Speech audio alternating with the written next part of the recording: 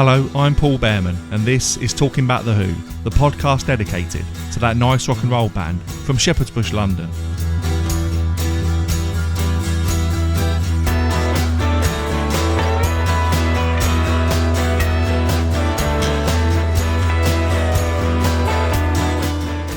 Welcome to episode 4 of season 2, featuring our first ever return guest, The Who's touring percussionist, Jody Linscott.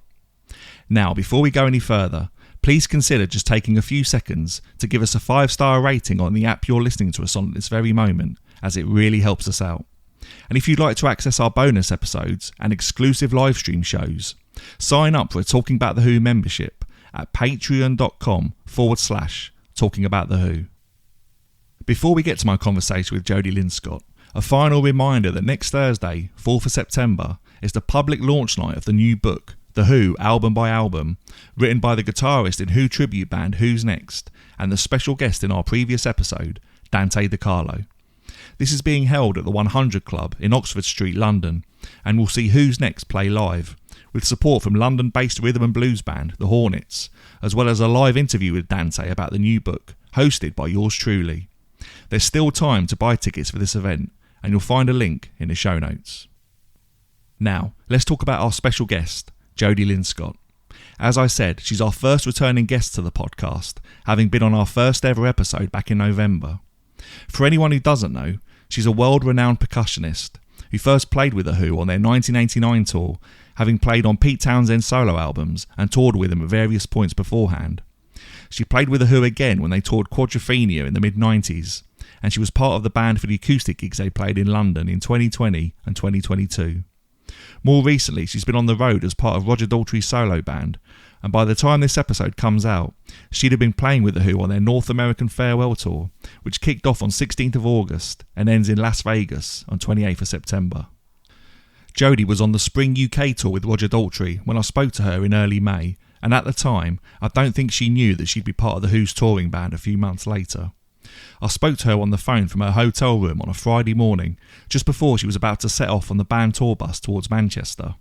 Originally, we were going to have our conversation that evening, but Jody asked me the night before if we could rearrange for the morning, as Roger had announced that he was taking the band and crew out for dinner that night.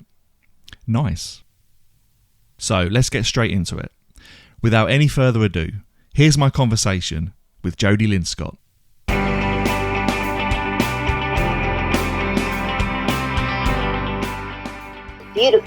Beautiful sunny day. Yeah, that's it. We're recording this in early May, and yeah, the weather has been really nice here in the UK. So where are you at the moment as I'm speaking to you? We're in Gateshead, just outside of Newcastle. Ah, okay. And you played last night at the Glass House, is that right? I think so, yeah. I don't know what, I don't even remember what the venue is called. I'm sure they all sort of blur into one after a while. Yes, it's all blurring together now. So how was the gig last night? All the gigs have been fantastic, actually.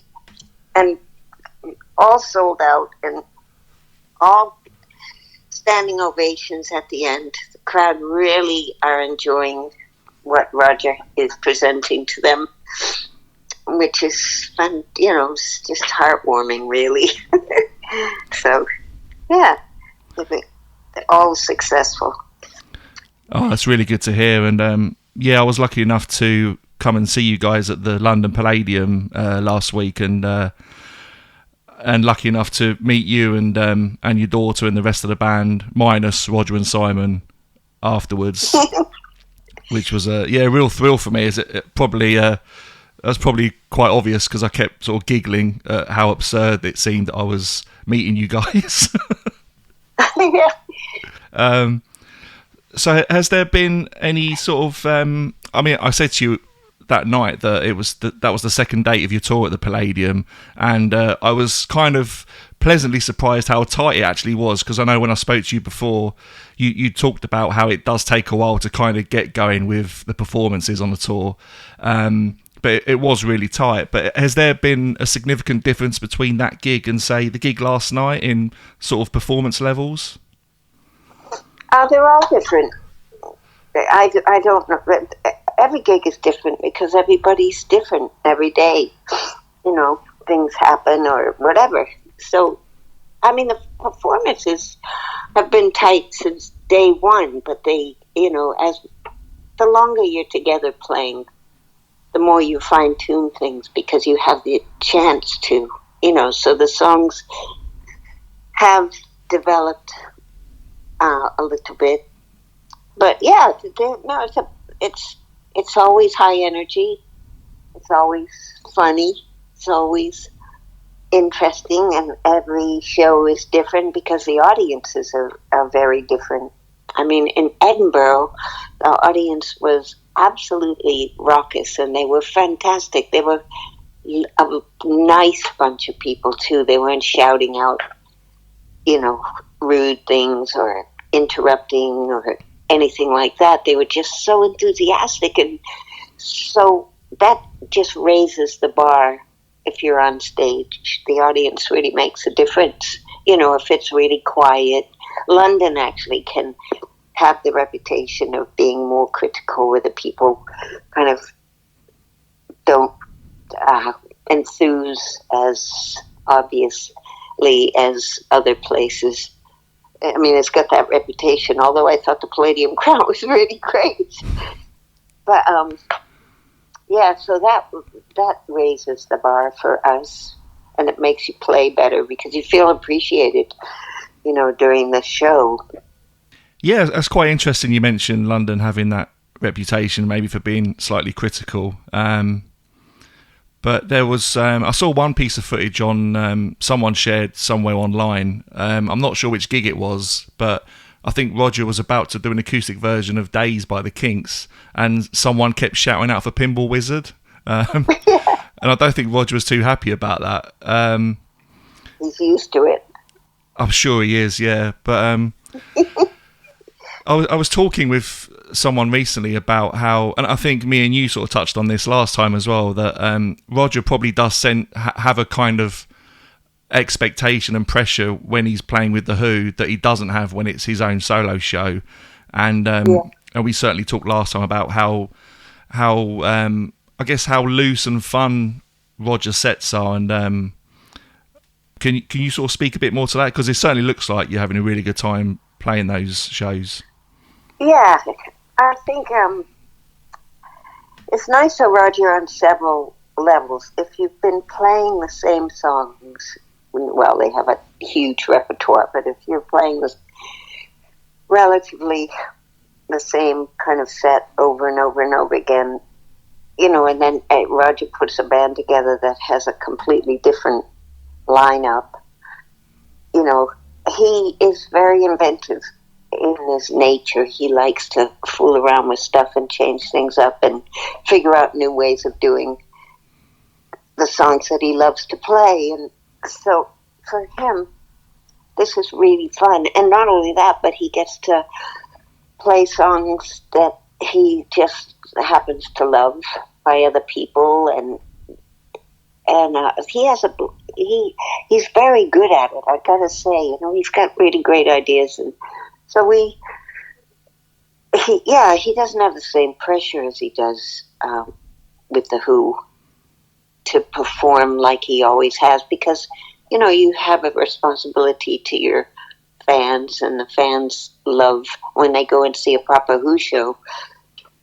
They want to see as much of an original show as possible, and they always try to deliver that, even if they change up the personnel. But with Roger's show, he can just do what he wants, and he really enjoys it. And it's less. It doesn't have any keyboard things. It doesn't have any synth parts. It doesn't have any. It's more breathable for him. He sings, like, for example, Who Are You? He always describes that as a basic blues number. So it's, and so he treats it that way instead of as they always have. And it works. And it sounds great. Still really exciting. It's just played differently. And stuff like that. So he enjoys it so much. He's been in such a great mood, and he's singing amazingly, and yeah, it's been really fun. Yeah, you mentioned the singing, and I think I even said to you at the Palladium that I saw The Who in 2023, and Roger sounded amazing then, and I've watched YouTube footage of. I saw the Albert Hall gigs on YouTube. Couldn't go, sadly, but watched the footage, and you realise how good Roger sounds. But when you hear it live, YouTube doesn't do it justice. And I actually felt, I don't often get emotional these days. I think I get more cynical as I get older, but I actually felt quite emotional towards the end of his set at the Palladium, just because it dawned on me that, wow, that guy, that singer of my favourite band is 81 and he still sounds amazing. And it was effortless as well. He wasn't struggling for any of the high notes at all, and it really was amazing to witness. I know, and some people argue about it. Oh, well, he doesn't have the power he used to have, but he has every bit of the power that he's ever had. You know, it's just so impressive. So as a musician, working with him, it's totally, I don't know, it's awe-inspiring, actually. It's fun to play with him, because he's just so capable. And, yeah, it's a really nice gig, I must say. I hope we can do some more. Yeah, I mean, I came away from meeting you guys, and yeah, it's such a nice group of people, and I think I've now decided Scott DeVowers and John Hogg are the two nicest people in the world. Hear, hear. Yeah, I mean, everyone was nice, don't get me wrong, but yeah, those two, I was particularly impressed by just how nice they were. Yeah, they're wonderful. Yeah, everyone was so welcoming, including your daughter Kachina, who was there. Has she travelled with you throughout the whole tour? No, she had to go back to work in New York City, where she lives. And so she left shortly after, I think. But it was nice while it lasted. She always makes an effort to come if she gets time off from her stunt thing. Oh, that's really nice to hear. And yeah, me and my girlfriend actually regret not asking her more questions about her career, because I'm sure it's fascinating. Her career is so interesting. She has the most ridiculous life. It's unbelievable. But I don't know how she got into stunt work, but she did, and she's just top. She's right at the top. She does all these huge films and TV things, and she's jumping out of buildings and riding on the outside of helicopters and crashing cars and motorcycles and all kinds of stuff. Really great. I'm so envious, actually. Yeah, it's not your average day in the office, really, is it, for most people? No. No, it's really good. So, but yeah, people on tour love having her around, because she's good company and she knows how to behave on tour without, she's not obtrusive and yapping all the time and that kind of thing. So she's always really welcome, which is great. Yeah. So she is missed. Yeah, I'm sure she is. Am I right in thinking that she's has plans to make a documentary about you? I think I saw that somewhere online. Is that something that's in the works? Well, yes. I have been reticent about it. The idea of doing anything about me just seems like the most boring thing on earth. But I was listening, or was I watching on YouTube? What's her name? She's from Sonic Youth. Kim Gordon. Kim, yeah, that's it. And she said something that really changed my mind. And I thought, well, maybe I'll do this after all. She was talking about how the world has become with the internet and with AI and the ability to make fake news at the drop of a hat. Take a picture, you can take things out, put them in, change people's look, put them in another environment. I mean, it's so difficult to distinguish what's true and what isn't true these days. And she said, people should document their story, because that will be the truth. That will be what the times were like, what the people were like, what the work was like, what the environment was like. I mean, when she said that, I thought, yeah, that's absolutely right. And we need to, and maybe that's why people are enjoying podcasts so much, because people are talking about real things and what it was like during their life in this changing world. And it is something you can cling on to, because it would be the truth. So that's why I decided to Katina's been wanting to do it for a while, and now I've agreed with her, because I think that's just that was a take I hadn't really thought about before. So, do you see what I mean? Yeah, I mean, that's a really good way of looking at it. And yeah, it's true what you say about podcasts as well. I mean, with this podcast in particular, I've been quite lucky with some of the people I've spoken to, but it is hearing those stories direct from the horse's mouth. And yeah, it's not going to get adulterated. It's not paparazzi. It's none of those things that, it's not newspaper worthy. It's just how things were and are for that person. It's interesting. Yeah, and I think you do yourself a bit of a disservice by saying that you think it might be a boring story, because so many people have said to me since the episode from season 1 when I interviewed you, people were just fascinated by your backstory. And it is interesting. I'm not saying I've had a boring life by any stretch, but I'm not it's uncomfortable to broadcast about yourself. I'm happy to be speaking with you and everything, but it's, you know what I mean? It's like, you just wonder, is this really interesting, or is it just, Yeah, I think I know exactly what you mean. It's probably not human nature to want to really talk about yourself or sort of share. Well, a lot of people love talking about themselves. I'm just not one of them. But, if anybody asks me anything, I'm happy to say it. I don't really have much to hide, if anything. No, sure. I'm sure it'd be a fascinating story. Do you know when it's likely to be released, or is that too early to say? I have no idea. I mean, it'd probably take a while, because she's working and I'm working. But we did find this great girl that's going to help us. And she is a documentary maker in England. She lives here in England. She's really smart and vibrant, and so she's going to give us a hand. Yeah, so everything's in place. It's just a question of beginning. Yeah, that's it. And well, when it is released, I'll hopefully I can have Kachina on the podcast, and I can ask her all these stunt questions that I wanted to ask her at the Palladium and didn't get a chance. So. Yeah. Of course, I'm sure she'd be happy too. Oh, that's good to hear. Yeah, you mentioned England then. I know you live in England, but you're from the States originally.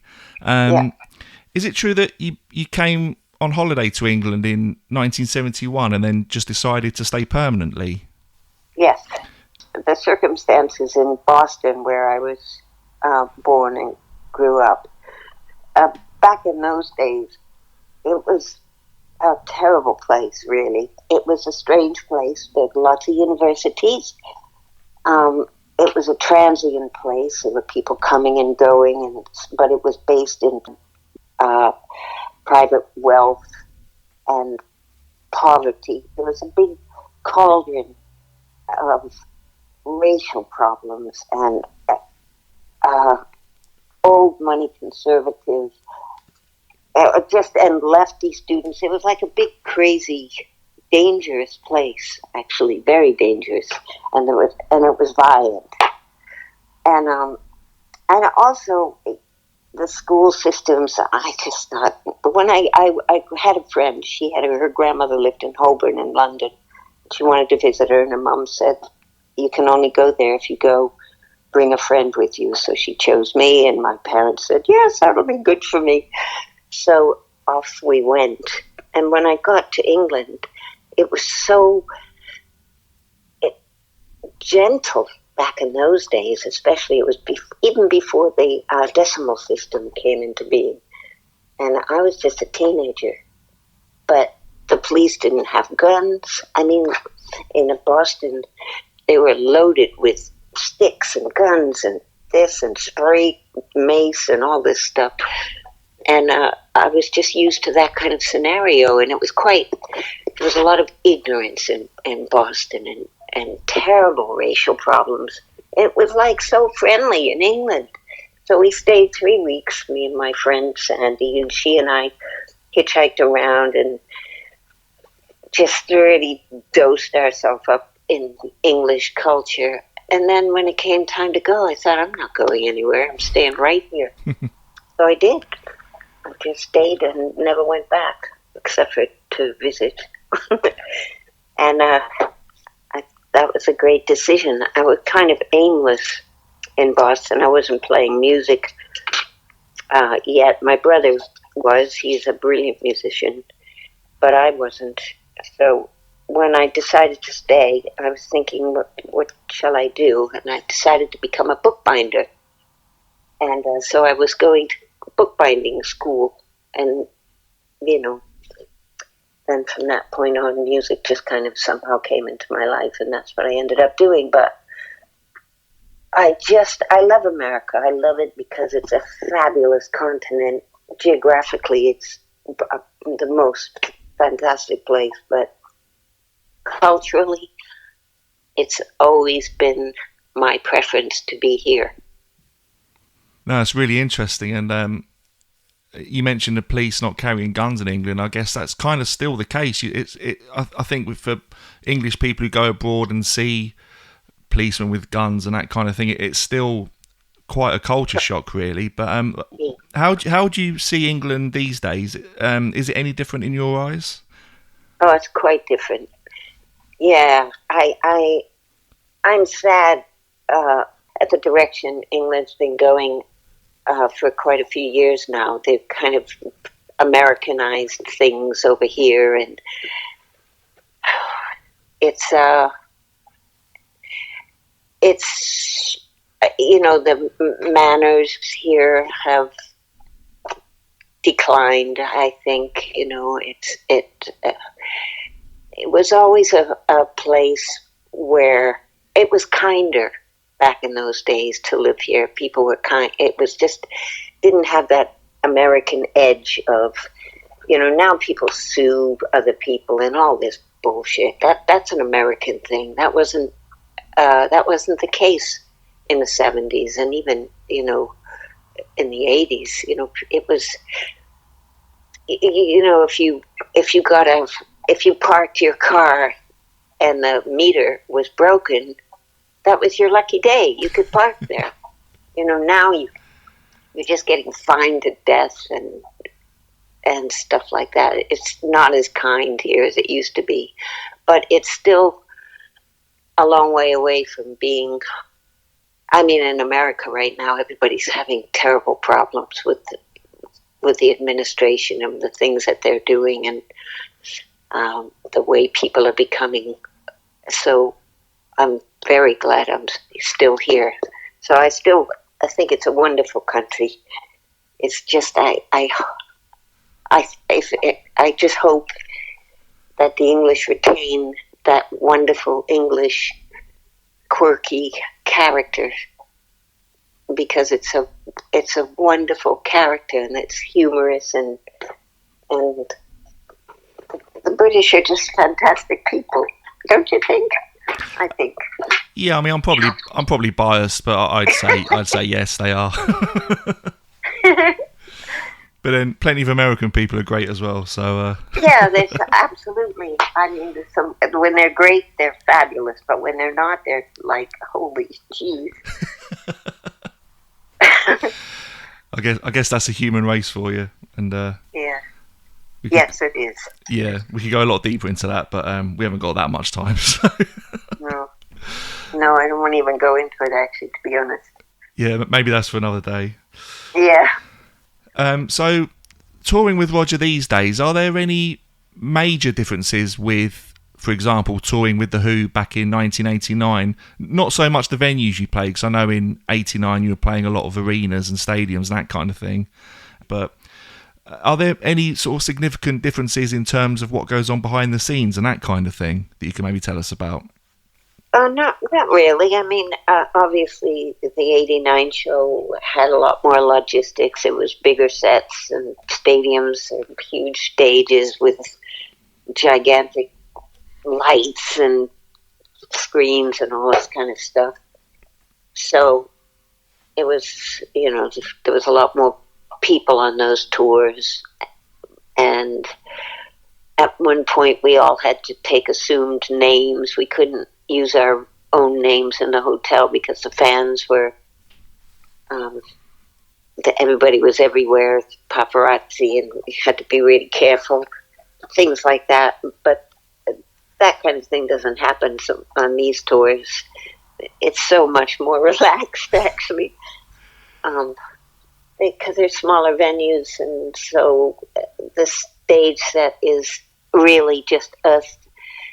There's not really any screens or, it's not all singing and dancing. It's much more grassroots kind of show, which I really prefer, to be honest, personally. Sometimes there's so much going on around the band when you're looking at a band in a big venue that the band almost become incidental. Everybody's watching what's going on the screens and stuff like that. But I quite like this size gig. To me, is my favorite for me. It was fun doing the stadium tours and everything, but it's nice you feel the audience a bit more in these shows, and it's simpler. It's much more focused on just the music that's going on, and yeah, I like it. What's that noise? Yeah, I was about to ask what that noise was, because it sounded like a mechanical bird. Yeah, I thought it was maybe an alarm, a fire alarm or something. It ain't coming from here. Oh, okay. It seems to have stopped anyway. I have no idea what that was. We'll edit that out. No, keep it in. It was nice. Yeah, maybe the bloopers episode. Are you able to share what one of your fake names would have been on the 89 tour at all? I don't remember which name I chose. Oh, okay. I should remember that. These are the things I just don't remember. If I thought about it long enough, I would remember it. So if we ever do another podcast, I'll tell you then. Yeah, okay, deal. You've kind of played with everyone who there is to play with, but I'm interested to know, is there anyone that you haven't ever played with or toured with that you really wish you had? Oh man, I couldn't even start to list the amount of people I'd love to play with. I haven't played with anyone, but I mean with everybody. But I think it's close. Yeah, well, I got lucky. But yeah, there's tons of people I'd love to play with still, if people are still playing out there. It's a changing world. So there's not as much going on out there as there once was, with all the internet and the streaming and blah, blah, blah, and the expense. So, it's quite a quiet. The music business is really changing fast. So I don't know what's going to happen in the future for any of us. Yeah, what's the biggest change? Is it the expense of putting on these tours and the travelling and that kind of thing? The biggest change is the difference in attitude towards the arts. That's what I would think. Oh, really? For me, that's what I think. Because, when we were young and starting out, just everybody, my brother, my parents, we valued art so much. We would, like you've heard 50,000 times before you'd buy an album, you'd treat it like a newborn baby. You'd put it on one side, you'd have your friends over, you'd listen to it, you'd go get a cup of tea, flip it over, play the other side, you were in. It wasn't everywhere. It was, you know, it became so, such a big business that, you know, suddenly, and now there's so much of it everywhere. Music is piped in, there's all the internet stuff, the AI, the freaking machinery that does things. It's like anybody can do anything now, which is very nice on one hand, but it takes the craft down a peg. Yeah. And I think there's plenty of people out there that can create amazing tunes, but with the aid of, you know, drum loops that you can buy anybody's drumming, you know, don't need the person anymore. And these things are marvelous, really, but I think the value of it all is less. I don't think people appreciate the art as much or as deeply as before. I think it's just too saturated. There's too much of it. You know, when you have too much, it's like a baby who's got too many toys. So there's a lot of great music out there, but it's hard to find. You know, you have to trawl around through the quagmire of stuff out there. A lot of it is not great. And it's just, I don't know. Do you know what I mean? Am I making any sense here? Yeah, you're making perfect sense, yeah. I guess these days it's kind of easier maybe for a smaller band to sort of get their music out there. But like you say, when there is so much stuff...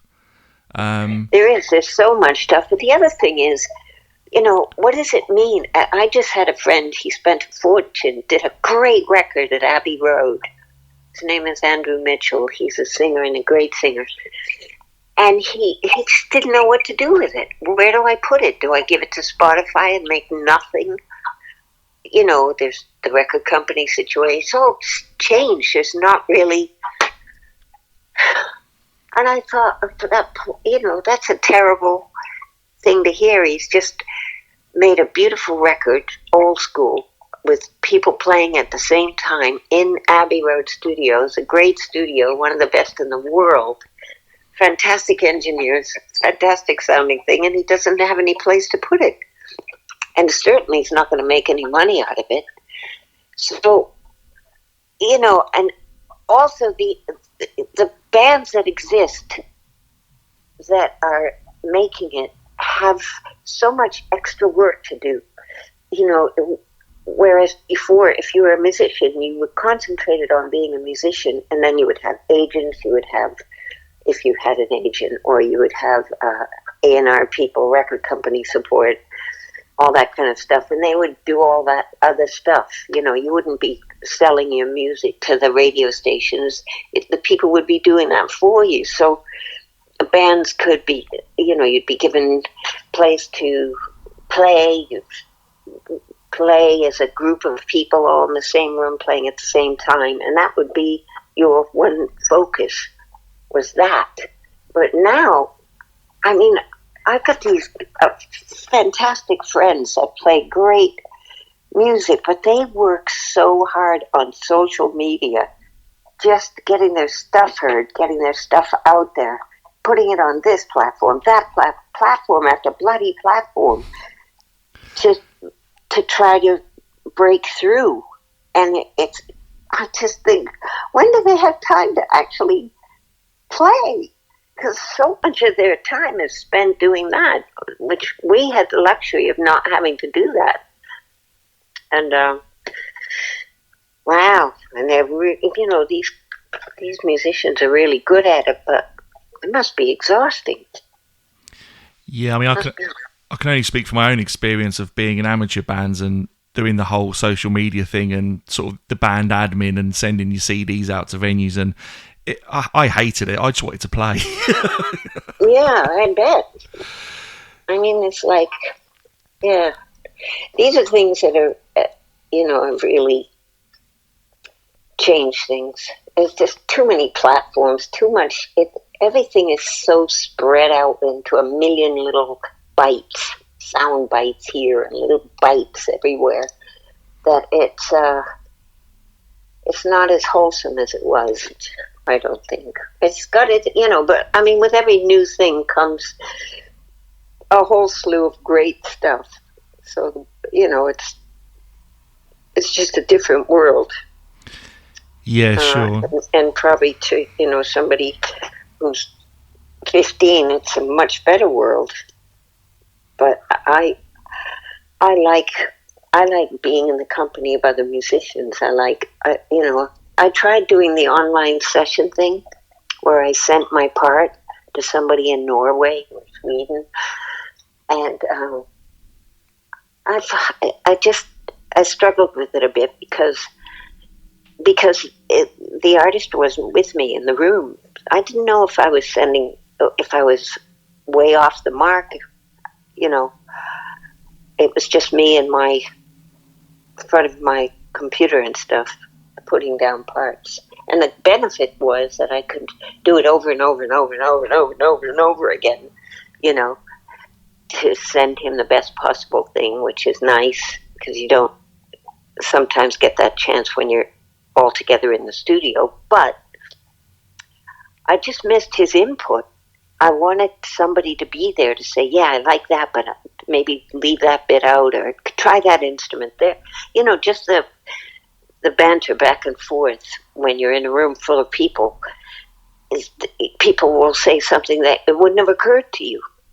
And suddenly, and so you go for that, and then a third thing happens, part of two ideas from two different people come into play, and it becomes a third thing that nobody would have thought of. And these are the things that I love the most about being able to make music in that way. So when I was on my own and I didn't have any of that, it didn't give me the same pleasure at all, because there was nobody there to get excited with and go, yeah, that sounds great, or nah. Yeah, that makes perfect sense. Was that during the whole COVID thing when that was going on? No, it wasn't during the COVID thing. It's just that's the way a lot of, it's brilliant. It's a brilliant thing that you can do these days, and a lot of people are doing it so they don't have to be flown in and travel and blah, blah, blah, and they're doing remote sessions all over the place. I mean, I did some with COVID, and that was a necessity. And I did some stuff with Swing Out Sister that was really great during COVID, where they made it, like a what do you call it, thing that went on out online. But it's just more fun to play with people, which is why this is so enjoyable, because they're all great musicians and they bring something out of you that you might not have been brought out of you had you been on your own. That's all. Yeah, no, I totally understand that. And you talk about the changes in the music industry. Has there been any significant change with gigs and live music? We've obviously talked about the recording side of things and saturation of social media and everything. But what about gigs and? No, a lot of gigs are the same. It's support live gigs. That's the motto. Because live gigs are great, and people come and they just sit there and they enjoy themselves, and you're on stage, and it's great. Live gigs will never really change, except for that the new AI kind of, they're bringing back the Beatles and Jimi Hendrix with all this kind of ABBA-esque thing, which is good, but it's not quite a live gig. It's a pretend live gig. But when you see somebody, I don't think people would ever not want to go to a live gig. It's always great. Yeah, no, I totally agree with that. And I guess I'm interested in whether it's harder in any way to play live nowadays? I'm thinking, without getting too political, things like Brexit and the cost of... Yeah, yes. But again, it's like, it's as if the... I don't know. They're making it very tough on musicians to go abroad. We used to do a lot of shows abroad, but the whole Brexit thing really screwed that up. And, visas, and you need this, and you need that, and they charge you for everything. And so, yeah, from that point of view, definitely harder. A lot of the clubs have shut, as everybody knows. Then they put the heating bills up, so clubs couldn't afford to stay open during the winter, and then they would shut down and stay shut. And there's a few gigs. But all these things seem to be shutting down. It's becoming an online world. Even the music stores are non-existent. It's very difficult to find a drum shop that sells anything that's not wrapped in plastic. It's like, how are you supposed to buy an instrument that you have to play and hear to see if it suits you if you can't play and hear it at a store? You just buy it, and if it shows up and you don't like it, you send it back. And it's like you don't... Yes, definitely changed from that point of view. There used to be tons of places to play. So, and some of these places now make you pay up front for the rental of the hall. Oh, really? Yeah. And if you don't sell the tickets, you've paid to play. And this is the thing. So a lot of the income for musicians is gone. And it's just becoming freer and freer, and for the public to get their hands on stuff, and nobody's making any money anymore. And I can tell you, it's not like, you get a job in an office. To be a musician, you work your brains out for years. If somebody, these gigs with Roger, you get a kind of a set list of stuff to learn, and you sit there for days and weeks beforehand on your own time, not making any money, learning everything, figuring out how to approach the tunes, what to play, what instruments to pick, which guitars, which this, whatever it is. And then you go to rehearsal. So you go to rehearsal more or less prepared, and then you hone it down in rehearsal. But you don't get paid for all that time off. Every single musician that you hear spends years and years and years of unpaid hard work learning their craft. And I don't think people realize what it takes to be a musician, and to lay yourself out there in the public and hope that you don't get laughed at and shot or get tomatoes thrown at you and stuff. It's hard work, and a lot of work, and it just isn't. It's not valued like it was. It just isn't, and I think that's really a shame. Because to me, a world without art is a disaster. I can't even imagine. Art is the NHS for the soul. It's the thing that perks you up, keeps you from jumping out a window. Art is so important for your mental and spiritual and emotional health. It keeps you in touch with beautiful things, and it's, and that's the thing about live gigs. People go to live gigs, and that's what they get, and they go home happy and uplifted. And that's a great thing to do for people, is to be in a band and do gigs. And people come in tired after a day's work. They come and see your show, and they leave very happy and full of energy, and you feel like you've done something good in the world. Yeah, it must be such a good feeling, and it is scary to consider things like AI and just what could happen in the future. I mean, as you were talking, I'm thinking it's almost like Pete Townshend's idea of Lifehouse is actually becoming a reality slowly but surely, and it is terrifying, really. Yeah, it is, because it's going to devalue everything that humans do, because it's, computer, when they program all that stuff, the best of the best, they're just going to be better than any of us can do. So I don't know what's going to happen there. But, you never know anything until there'll be surprises along the way that will surprise everybody, for the good and for the bad, I'm sure, in equal portions. Yeah, you'd like to think these sort of things are circular, and there's something around the corner that's going to sort of revolutionise the live music scene and everything. And let's hope that happens. Maybe on a more upbeat note, I wanted to ask you about the children's books you've written, because I believe you've written 2. And I just wanted to ask how that came about, because that's obviously a bit of a departure from what you normally do. It's it was. I'll tell you what it was. I have 2 daughters. When they were little, I wanted to get an alphabet book for them, and all the books I thought were so stupid. They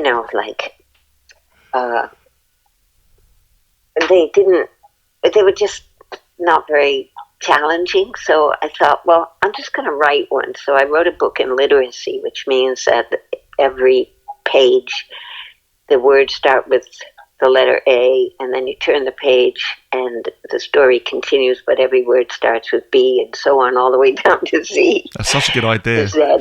It was a challenge to do, but I managed to do it. And then I showed my friend Claudia, who's a really great artist, the finished product on I wasn't planning on doing anything. It was just for my own kids, and just for a bit of fun, even though it took months to do. And she really loved it, and so she put 3 pictures to it, and suddenly it started to look like a real book. And Claudia had worked at Rolling Stone magazine, and she spends a lot of time in the Caribbean, and Jan Wenner called her one day and said, look, Jackie Onassis is coming down to St. Martin, can you show her around? And so Claudia did that for a week, and Jackie saw her artwork and said, oh, you really must do something with this art, and all this kind of stuff. And that was like 10 years before. And then 10 years later, suddenly we have this thing that looks like it could actually be something. And we found out that Jackie had just gotten a job as a senior editor in Doubleday. So I said, Claudia, why don't you call her? What do we got to lose? Let's see if she remembers you. So Claudia called her. Jackie called her back in like 10 minutes. Yes, of course I remember you. Yes, bring your project in. So Claudia this was in New York City. And that's where Claudia lived, apart from the Caribbean. So she brought in my handwritten scrawl, words crossed out, messy handwriting, and her 3 pictures. And Jackie was like, this is charming. Of course we'll publish this. So Claudia then was so thrilled when she left the office. She had a stack of coins, because it was kind of before mobile phones. It was the end of the 80s. She had all these quarters that she was stuffing in a payphone, calling me in England to tell us that we got a deal with Doubleday. And so that's how it started. And it was a book. We own the rights to it still, but we got 2 published. It was a series of books, and she was game for the whole lot, the whole series. And we got 2 published, and then she unfortunately got really sick and died. So Doubleday didn't even have a children's department. So we, when she was dead, that was the end of that. So we shopped it around, but to be honest, the modern people in the modern publishing business, they were all corporate people. They weren't creative people. She was old school, and she was a brilliant editor. But we just couldn't find anybody that, they all had in-house art departments. They just wanted the text. They didn't want the picture, that kind of thing. So we never got any more than 2 published. There's a 3rd one written, and the idea is still there, and we've been looking ever since to find somebody to pick it up. But we haven't found anybody yet. Yeah, that's a real shame that there's one sort of sitting in the can that I guess it needs to be released, and yeah, it'd be great to see if that sees the light of day. Yeah. If any publishers are listening to this, get in touch. Yeah. It was very exciting, though, to have something. I mean, we passed by a bookstore and our book would be in the window, and it was like, wow. I've never made a record or anything like that. I never had anything of mine. I've always worked in bands that belong to other people or that kind of thing. So to have something gave me a glimpse into what it must feel like for Roger and Pete and all these people that put albums out, to see a thing, a tangible thing that people could buy. Suddenly we had that, and it was fantastic. It was great.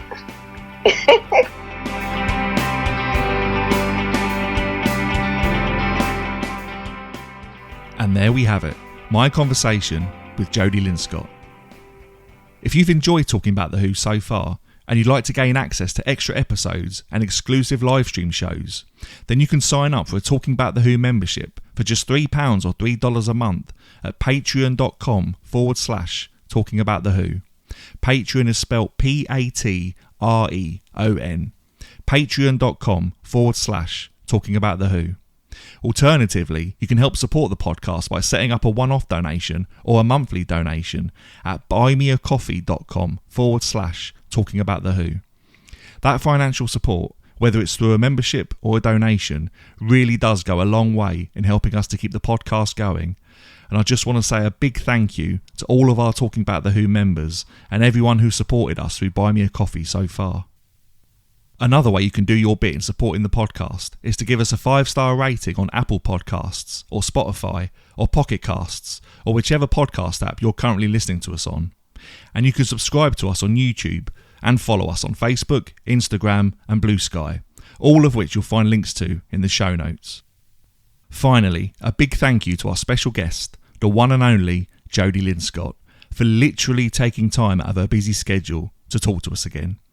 She's the very best, and I won't hear anyone who says otherwise. And that's it for this episode. I'll be back in 2 weeks' time when my special guest will be author, podcaster and music journalist Dan Epstein. In the meantime, thank you for listening, look after yourselves, and as Roger Daltrey always says, be lucky. Goodbye.